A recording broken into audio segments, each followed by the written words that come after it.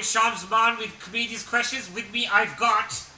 Chris Norton Walker, yeah! Right, so first question, hello. We just smashed that set at live at the church. Fantastic headliner that we got. Thank you for coming down. First question, what got you into comedy? So I've always enjoyed being silly on stage. Okay. So I was an actor before this, and I enjoyed the roles that were more comedic on stage, and I just enjoyed that sort of natural reaction of a funny line. And so I wanted to just have a natural progression of that. Okay. So I kind of thought, let's go to drama school, which I did. Then from that point on, I said, let's go and try different forms of comedy out. So I tried a bit of sketch, tried a bit of improv, and stand-up was the one that kind of made the most sense. And it's the one that, for me, is the most fun, because you have that direct interaction with people and that direct connection with people. Okay. And it's that immediacy in the room. You do a joke, people laugh, and then good feelings all around. Okay. Who are your influences, would you say? So I think the funniest person that I know is me. Okay. In terms of influences, growing up it was kind of Monty Python kind of things like that, and then I won't, but I can, I think, repeat every single word of a lot of the Eddie Izzard kind of DVDs. Oh wow, okay. So I don't know if that's kind of come through a little bit, but that was certainly one of the things sort of influenced me, and it was one of those times where you kind of, for me growing up, you couldn't put together you being funny in front of your friends and those people on TV until I went to a show, just a nearby comedy show, and kind of saw these people that weren't on TV yet but were really funny, and kind of asked, how do I get into this? And he kind of told me, just go to some open mics, kind of go around the country and just work your way up to headlining a lovely gig here at the church in Birmingham. Fantastic. Another question, what is your creative process? So I have a 5-stage editing process. What I do is I will scribble down some one-liners, handwritten. Okay. And then from that handwritten, I will. The first editing process is going on to a Word document. Okay. So then you'll have an edit point there. So if things don't work, or if jokes don't quite make sense, then you have an edit point there. And then from that point, I will show them to just some friends that aren't comedians. Okay. And then I'll take them to an open mic night and try the jokes there. Okay. And then kind of work them up into the gold that I have. Oh, fantastic. Okay. Here at the church in Birmingham. How many times do you give a joke before you kill it then? So as I say, there will be like 3 or 4 points of edit throughout what I'm doing. But I have a gig that I go to on a regular basis, and for me it's a binary yes or no. Oh, okay. So if it doesn't work or it does work, that because it's had a couple of processes and it's been through a couple of filters, at that point I'll go yes or no. I mean, sometimes I'll come back to them, or sometimes I will take other bits and kind of rearrange them into sort of other jokes, but that will be yes or no, and then you'll try it a couple of times, and then if that still works, then that's how it works. So are you inspired by just being around other people? Where do you get your inspiration for the jokes? So a lot of the time it's about hearing the wrong thing, Alright. or about hearing the right thing in the wrong place. Okay. Or some of the times it's about hearing the wrong emphasis on a word, and you go, actually that word has double meanings. If I emphasise it in that way, it means a slightly different thing. So yeah, I have to be around people. So I listen to a lot of podcasts, I listen to a lot of kind of talk radio, that sort of thing, just to hear people say things in a slightly wrong way, or in a way that I wouldn't say things. That's really So interesting. that's sort of the process for me, kind of listening to podcasts and to the radio, kind of talking to friends, and just kind of going, oh, that wasn't quite right. What can I then do with that when I take it away? Yeah. Okay. What's been your worst ever gig? This one, no, it was nice. It was nice. Do come along to Tony Law in the 24th of September. Indeed. Thank you.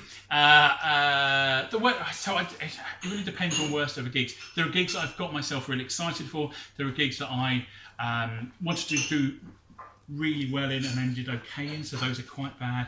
I hate gong shows.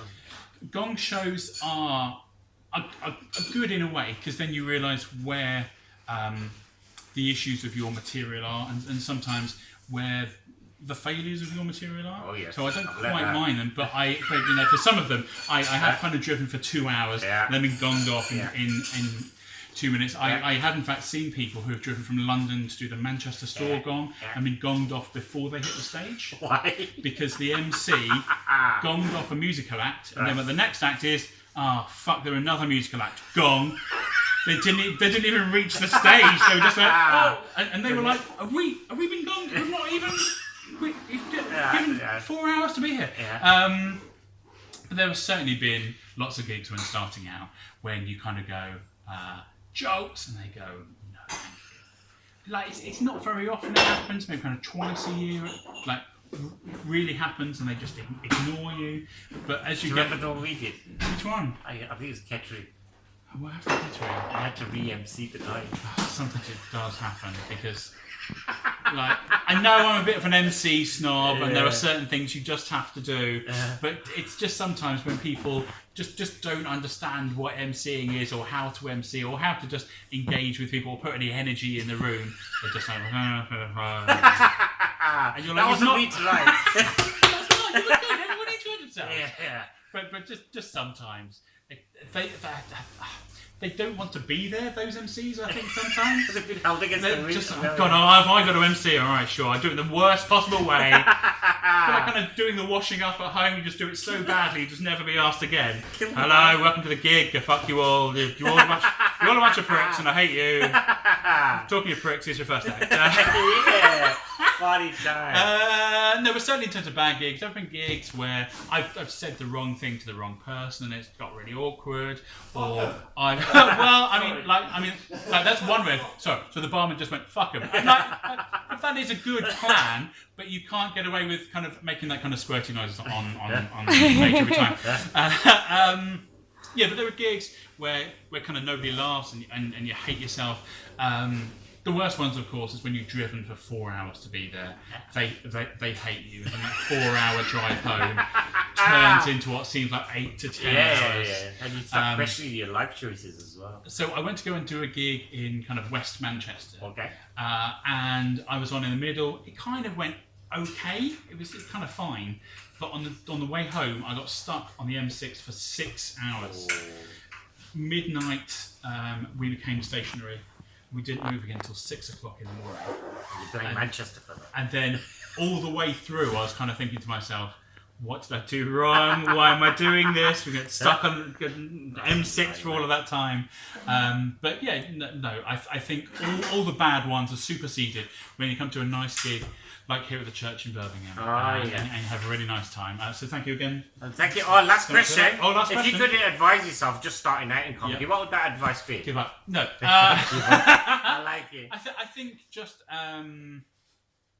work hard on the writing as well as going and gigging. So I think I put a lot of emphasis on the gigging, so I had more experience of those sorts of things, but I didn't necessarily put a lot of work into the writing when kind of starting off. But I just think the only advice I could give myself and kind of give anybody else that's thinking about doing comedy is just have fun with it. Like if you're having fun on stage, then hopefully the audience will have fun with you. But you've got to believe that you're having fun, because I've seen people like just not have fun, do the punchline, then smile afterwards. So it's been very much like, hey, and you're like, you're not really having fun. I can tell that you're not really having fun. Yeah. So I think that would be the advice for anybody, and kind of younger me as well. That's been lovely. Thank you very much, Chris Norton Walker. And look him up online. He's on everything, apparently. Yes. And the BBC. Yeah, and that's been us.